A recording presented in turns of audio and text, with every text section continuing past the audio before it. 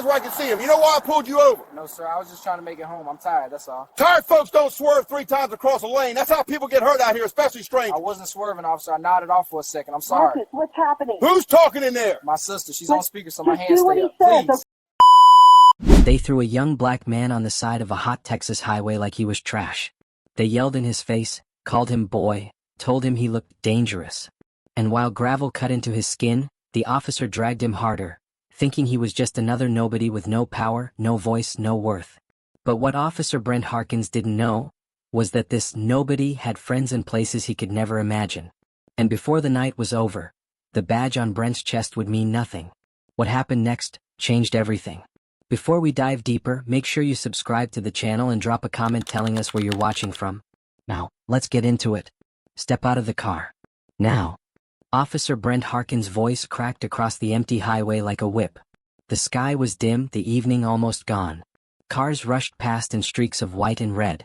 Gravel crunched under Brent's heavy boots as he leaned into the driver's window of a dull blue Honda Civic. Inside sat Marcus Beal, a skinny black college student with tired eyes and a soft voice. His hands shook as he held them up.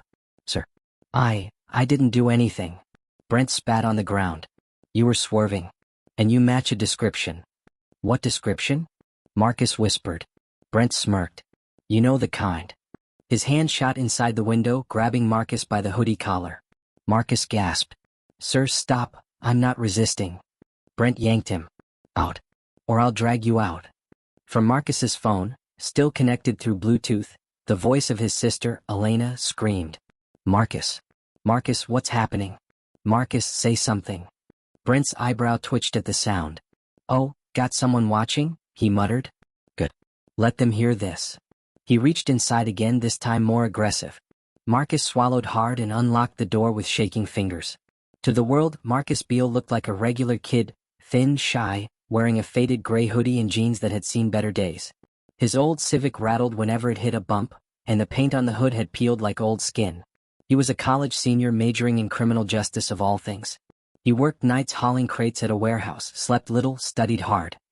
His eyes always carried a tired sadness, like he had seen more than someone his age should.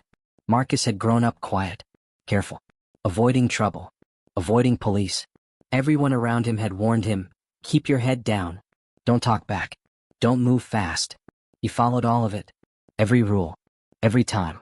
But what no one on that road knew, especially not Officer Brent Harkins, was that Marcus was only ordinary by choice. Behind that quiet skin was something heavier, something powerful, something earned. And tonight, that secret waited just beneath the surface. Brent yanked the door open and pulled Marcus by the arm. Marcus stumbled onto the gravel. Sharp stones dug into his palms. Stand up straight. Brent barked. I'm trying. Cars flew past. No one stopped. No one even slowed. Brent shoved him again. You smell like trouble. You know that. I'm just tired. I've been driving.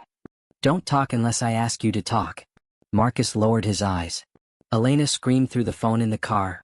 Brent? Whoever you are, stop touching my brother. Brent walked around and grabbed Marcus by the shoulders. That your little girlfriend in there? That's my sister. Don't care. He looked Marcus up and down like he was inspecting a weapon, not a person.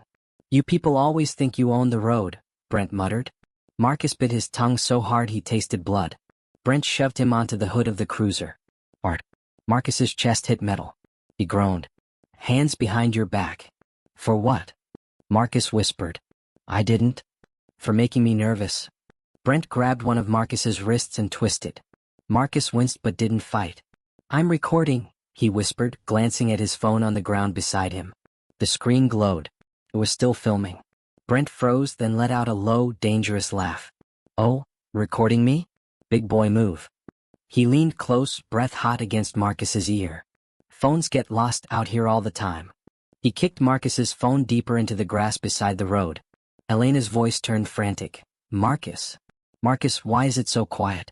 Marcus, please talk. Marcus whispered back. I'm okay. I'm okay. Brent slammed him harder onto the hood. You're talking too much. Marcus's cheek pressed against metal so cold it burned. Brent placed a knee in his back, adding weight. Look at you, Brent growled. Shaking. Sweating. Guilty face all over. I'm tired, Marcus said weakly. Just tired? Yeah. You all say that. Marcus didn't reply. He couldn't breathe. Brent tightened his grip around Marcus's wrist until it popped. Marcus screamed. Elena screamed back through the phone. Brent chuckled. This could have been easy if you didn't act nervous. I wasn't nervous. Shut up. The dashcam blinked red, recording everything. Then something small, barely noticeable, shifted. Marcus stopped trembling, stopped pleading, stopped shrinking. Brent noticed the change. What are you doing? Brent asked. Marcus breathed in slowly. His voice came out steady. Calm. Quiet. Too calm. Officer. I need you to call your supervisor. Brent scoffed. Yeah. And why would I do that? Marcus turned his head slightly. You're detaining the wrong person. Brent frowned. The hell does that mean? Marcus's chest rose and fell with slow control. Elena, he said toward the open car door, call them. Brent blinked. Call who? Marcus exhaled. My contacts. Brent's jaw clenched. You think that scares me? No, Marcus said softly. But it should. Brent grabbed him by the back of the neck. You're just some kid in a busted car. Marcus didn't answer. He didn't need to. Because beneath the dirt, the gravel cuts, the fear, something bigger started moving. Something Brent couldn't see yet. Within seconds, Marcus's phone, half buried in the grass, buzzed.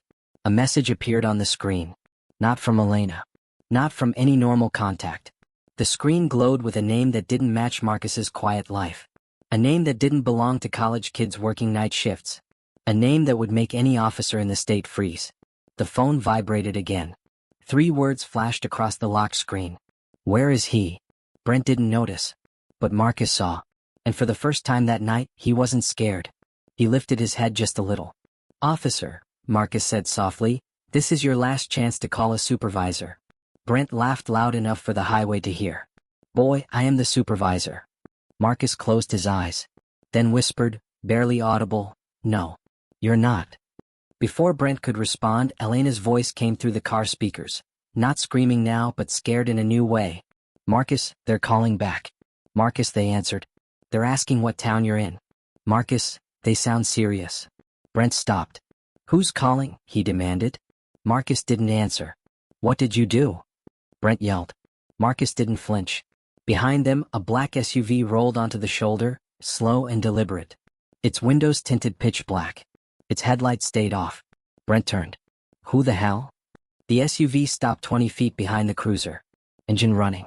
Silent. Watching. Brent's stomach tightened. Marcus finally spoke. I told you, he whispered.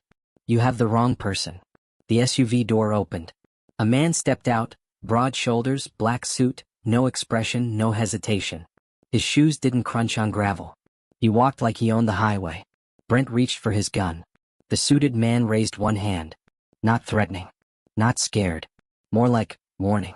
Marcus, still on the hood, exhaled through his nose, calm now. Elena's voice broke softly. Marcus, who is that? Marcus whispered. Back up. Brent's heart pounded. His hand shook on the gun. The suited man kept walking toward them, slow, steady, unstoppable. And Marcus Beale, the skinny, tired, quiet college kid, closed his eyes and said, It's time. The SUV door stayed open behind them, engine humming like something alive. Officer Brent Harkin's breath grew loud, sharp, uneven. He kept his hand on his gun, but his fingers trembled. The suited man walked forward, not in a rush, not afraid, just calm like the world couldn't touch him. Stop right there. Brent barked. The man didn't stop. Brent's eyes widened. I said stop. Still the man kept coming. Marcus, still pinned to the cruiser hood, whispered without looking up. Don't point your gun at him. Brent spun toward Marcus. Shut up. Marcus didn't flinch. He's not someone you point a gun at. Brent scoffed, a weak sound. Yeah. And who is he? Some street thug? Some backup driver? His voice cracked. Marcus finally lifted his head. He looked Brent in the eyes for the first time. No, Marcus said softly. He's one of mine. The man in the suit finally stopped 3 feet away. Tall, silent, sharp features. His expression cold enough to freeze the air. Brent swallowed. You better state your business. This is a police scene. The man stared at him for a long second. Then he spoke. Step away from the detainee. His voice was low, smooth, steady. Not loud. but somehow more powerful than Brent's shouting. "I said state your business." Brent yelled again. The man tilted his head slightly. "I am Special Agent Raylan Voss. Department of Homeland Security. Counter-Threat Division." Brent blinked. "What?" Raylan's eyes narrowed. "Step away from him." Marcus lowered his eyes. He knew what would happen next. Brent tried to laugh, but it came out thin. "Homeland Security? For him? That kid?" He pointed at Marcus like he was pointing at trash. Raylan Voss didn't look at the finger. Only the officer behind it. "Do not point at him again." Brent hesitated. "Do you have ID?" he asked shakily. Raylan reached slowly into his jacket and produced a badge. Not a plastic one. Not a cheap one. A heavy black case with a silver crest that shined even in the fading light. Brent stepped back as if he'd seen a ghost. "Oh, you're actually?" Raylan didn't give him time. He walked past Brent without another word and positioned himself beside Marcus. "Marcus," he said, his tone softer now, "are you injured?" Marcus nodded slightly. "My wrist, back, maybe?" Raylan touched Marcus's shoulder gently. Then he turned to Brent. And the softness disappeared. "Explain why you assaulted a protected federal asset." Brent's mouth fell open. A what?" Raylan's voice sharpened. "A protected federal asset under ongoing clearance review and active assistance in national-level investigations." Brent stared. His knees almost buckled. "That kid?" he whispered. "Him?" Raylan's stare hardened. "That man," he corrected, "has done more for this country in 1 year than you have in your entire career." Marcus closed his eyes. He hated being talked about like that. But tonight he needed it. Brent shook his head violently. "No. No way. He's just, look at him. He's just some tired kid in a crappy car."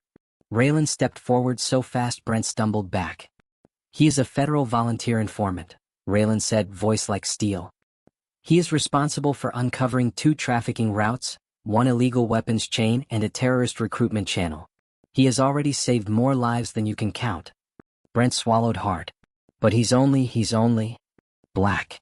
Raylan asked calmly. Brent froze. Raylan didn't blink. "Say it." Brent shook his head. "No. I didn't."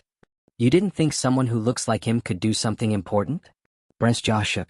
"You didn't think someone who drives a beat-up car and wears a hoodie could outrank you?" Brent looked down. Raylan stepped closer. "You didn't think someone you threw on the hood like an animal could change the country?" Silence smothered the highway.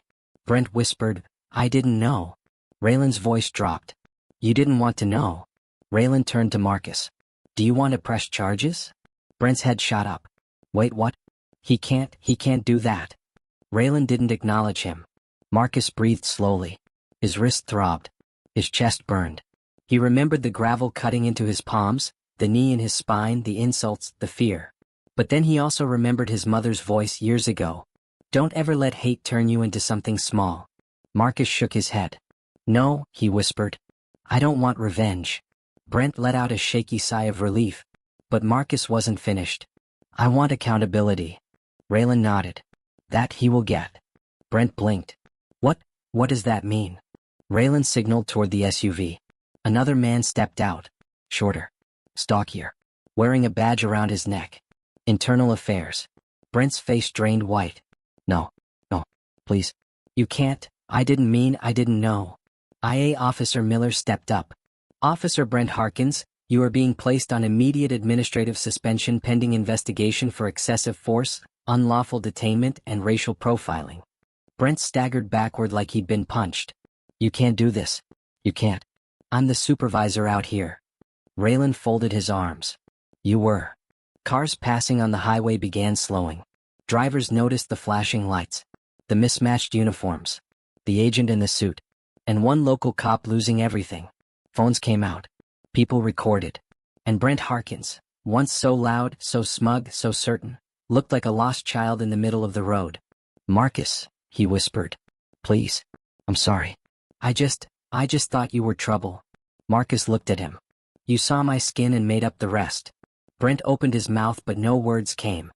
Raylan guided Marcus gently away from the cruiser. "You did well," Raylan said. Marcus shook his head. "I didn't do anything." Raylan looked at him. "You stayed human. That's everything."